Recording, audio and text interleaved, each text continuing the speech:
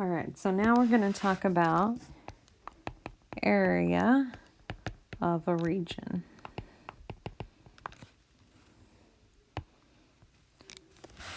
So let's say the region that I'm looking at, right, it's the region bounded by a graph, so of a function. You're looking between two x values, a and b, and what's above the x-axis. So let's say I'm looking at a region like this that I want to find the area of. And so remember in our last video, we found out that if I take the limit of the upper sum or a lower sum, so left or right endpoints, I got the same value, and that's what we call the area. So, the area of the region bounded by the graph of f, the x-axis, x equals a, and x equals b is the area. It's the limit as n goes to infinity, the summation from I equals 1 to n of c of I delta x, where delta x is the width, it's that b minus a over n, and ci is somewhere between your left endpoint and your right endpoint. So you could pick left, you could pick right, you could also go with the midpoint. It doesn't really matter here.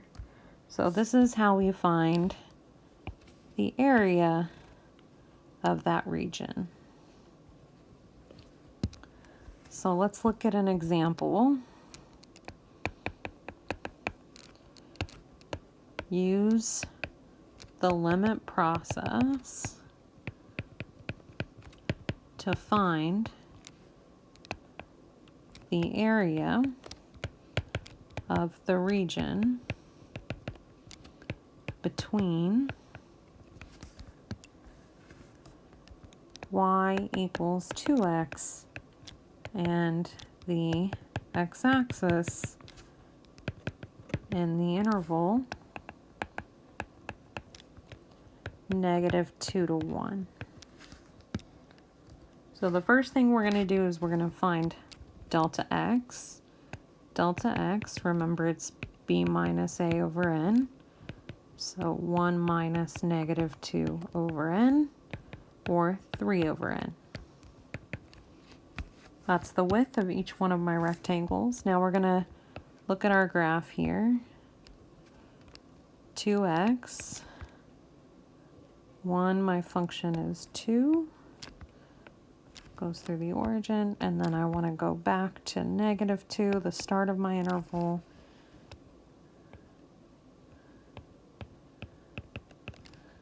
So hopefully space this out pretty well here.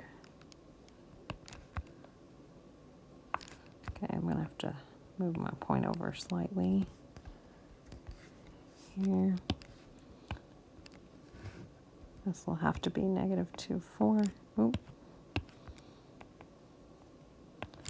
Okay. So the area of the region I'm looking at is this triangular region plus this one. So this here and that there. So it doesn't matter which endpoints we take. We can do left or right. It's up to you because the problem didn't specify. So I'm going to go with right endpoints. So let's look, our first right endpoint. Now I'm going to go with the same notation I used in the formula. I'm going to use CI here. So I'll use CI down here. My first right endpoint, C1, will be the start of my interval was at -2. And then to get my first right endpoint, I gotta add delta x to -2 to get my right endpoint.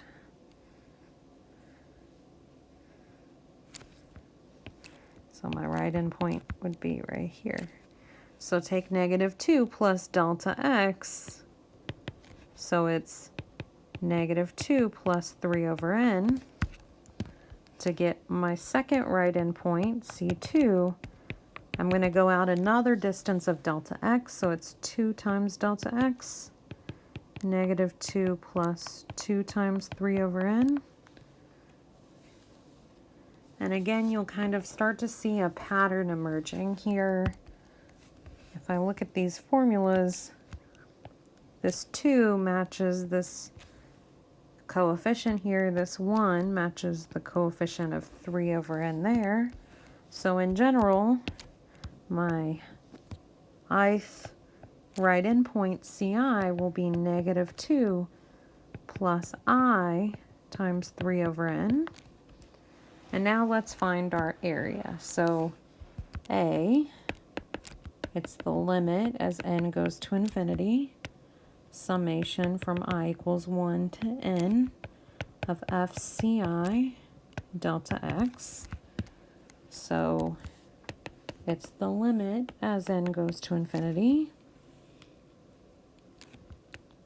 Now I'm going to plug in the formula for my right endpoints.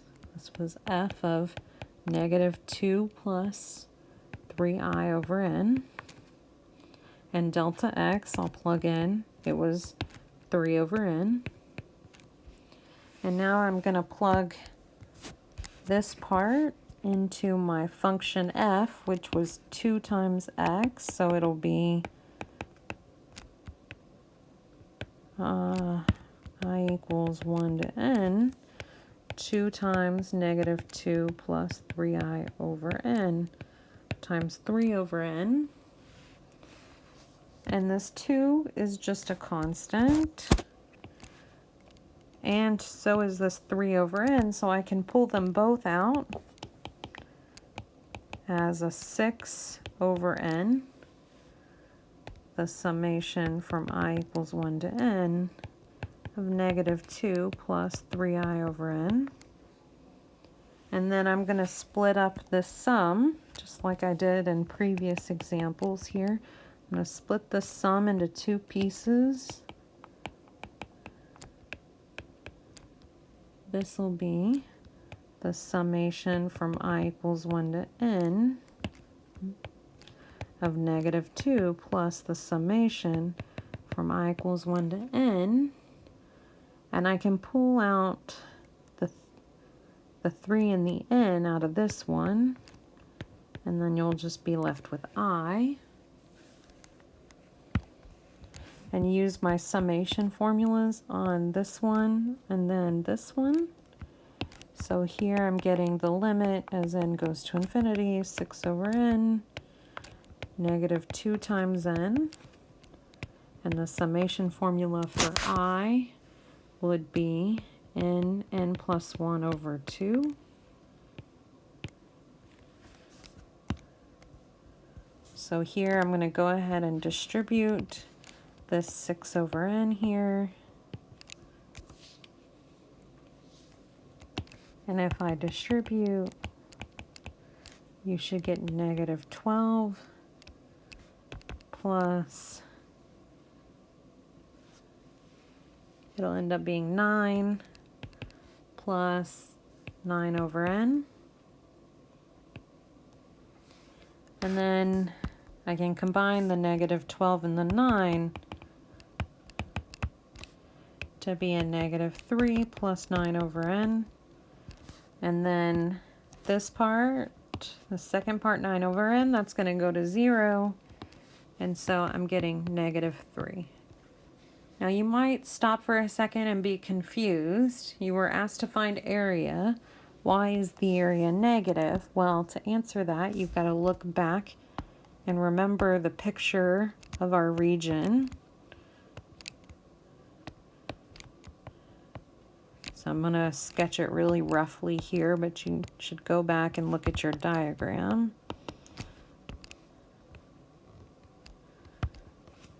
So notice that the region had an area that was above the x-axis and below. So if you have a region that's below the x-axis, we're going to say this area right here is negative.